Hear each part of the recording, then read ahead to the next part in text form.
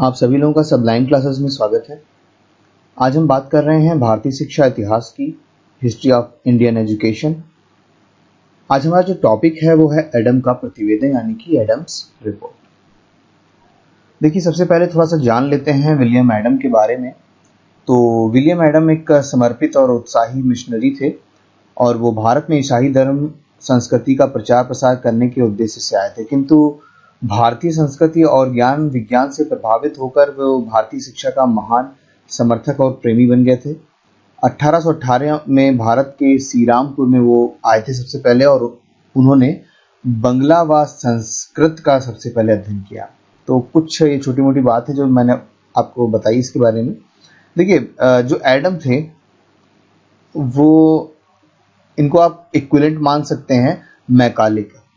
ठीक है, मैकाले जो भी रिपोर्ट, जब मैकाले यहाँ आए थे तो कहीं ना कहीं एडम पहले से यहाँ थे और एडम भी इसी काम से आए थे कि ईसाई धर्म का कैसे प्रचार करना है, ईसाई धर्म की संस्कृति कैसे फैलानी है।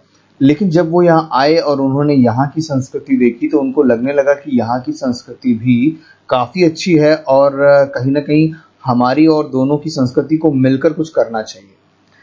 तो एक हिसाब से अगर हम एडम और मैकाले को मेजरमेंट करें दोनों का, कभी अगर पूछ लिया जाए कि एडम और मैकाले के बारे में बताइए, तो मैकाले कहीं ना कहीं दोनों एक ही जैसे थे अंग्रेजी के मामले में।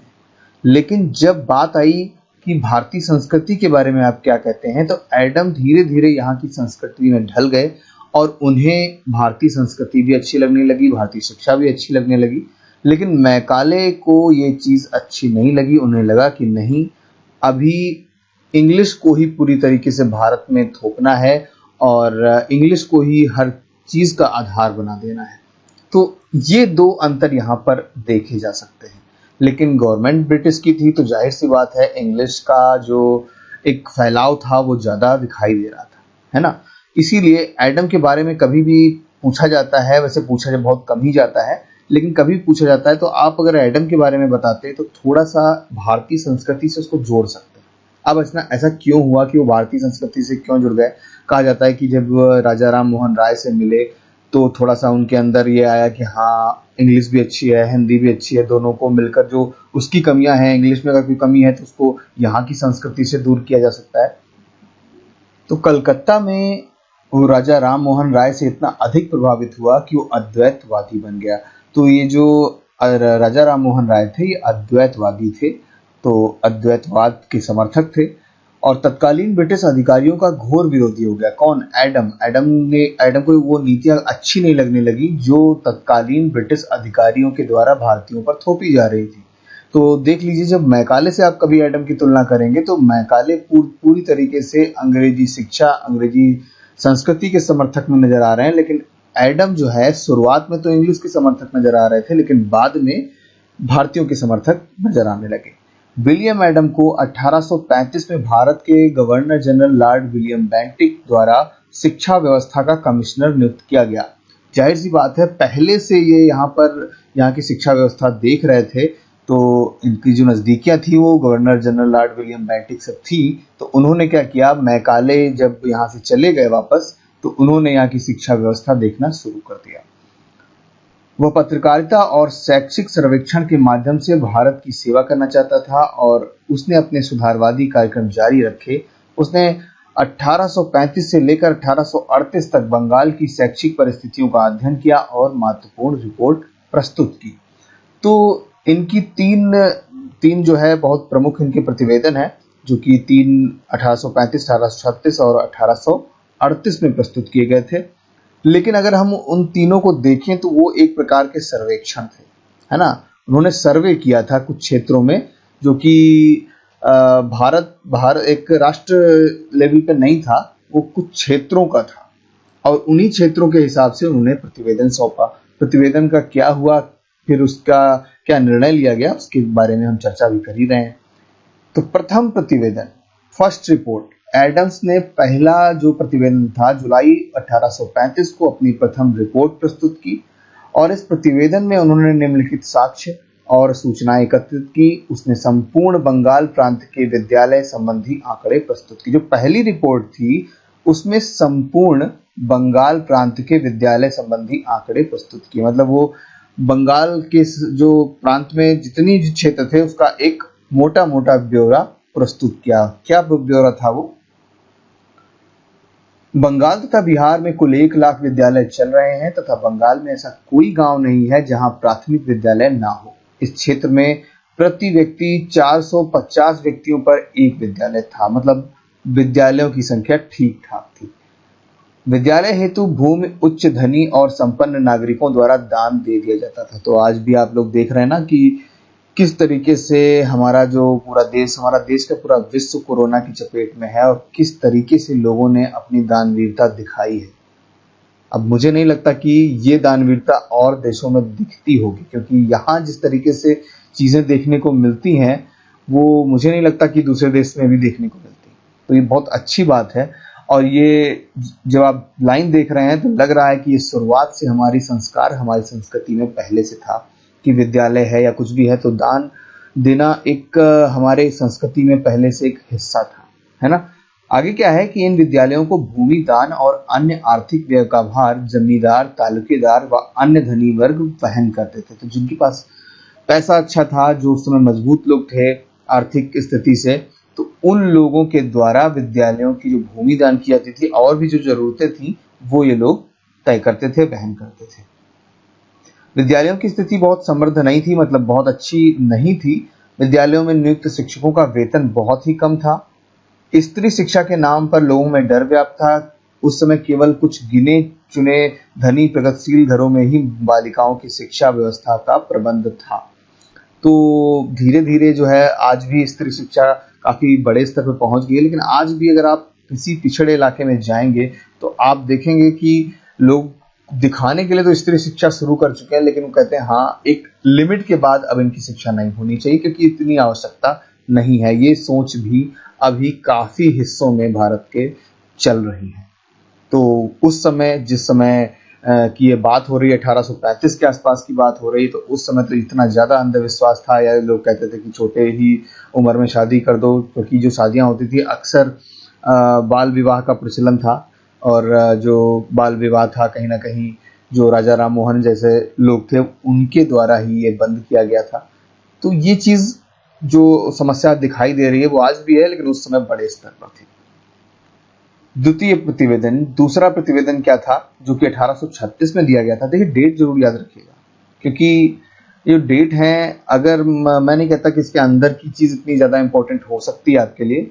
हो सकता है बीएड वाले जो स्टूडेंट हैं या एमएड वाले स्टूडेंट हैं तो उनके लिए ये छोटे मोटे जो आंकड़े हैं वो लिखने के लिए काम आ जाए, लेकिन जो कंपटीशन लेवल है वो हो सकता है आपके इस लेवल में हो कि 3 प्रतिवेदन थे, तो कौन कौन से ईयर में उन्होंने अपने प्रतिवेदन दिए थे। ठीक है, विलियम एडम्स ने दिसंबर 1836 को अपनी द्वितीय रिपोर्ट प्रस्तुत की और इस रिपोर्ट में उन्होंने जिला राजशाही का थाना नत्तूर के शैक्षिक आंकड़े प्रस्तुत किए। मतलब एक ही जिले के लिए इन्होंने पूरी एक रिपोर्ट बना दी और उन्होंने सर्वेक्षण के माध्यम से अनेक सूचनाओं का संग्रह किया।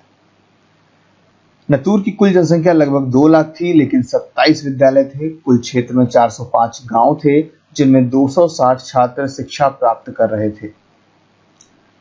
260 छात्र का मतलब ये हो गया कि एक गांव जो 405 गांव थे उसमें सिर्फ 260 छात्र ही शिक्षा प्राप्त कर रहे थे, बाकी लोग नहीं कर रहे थे। काफी कम संख्या है ये।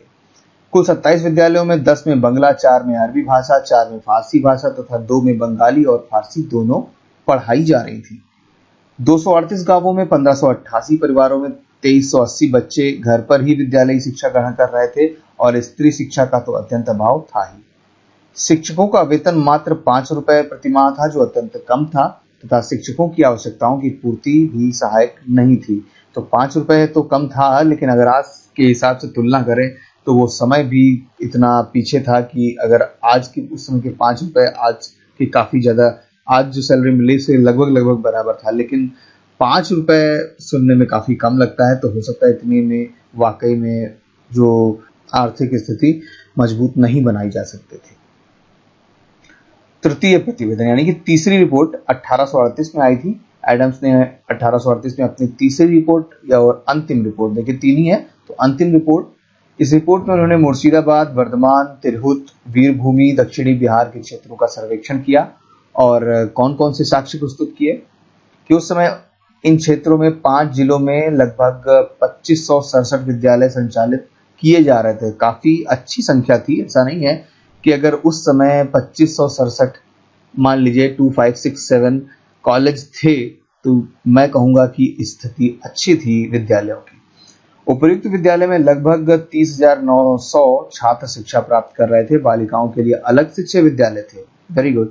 इसमें 210 छात्राएं भी थीं और लगभग सभी विद्यालयों में बांग्ला, संस्कृत, हिंदी और फारसी और अरबी भाषा का ज्ञान कराया जा रहा था।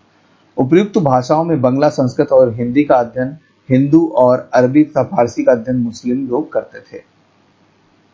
कुल 8 पाठशालाओं में उपर्युक्त भाषाओं के साथ साथ अंग्रेजी भाषा भी पढ़ाई जा रही थी, जिसमें कुल 250 छात्र थे। मतलब अंग्रेजी कहीं ना कहीं शुरुआत हो चुकी थी उसकी। निष्कर्ष क्या निकला?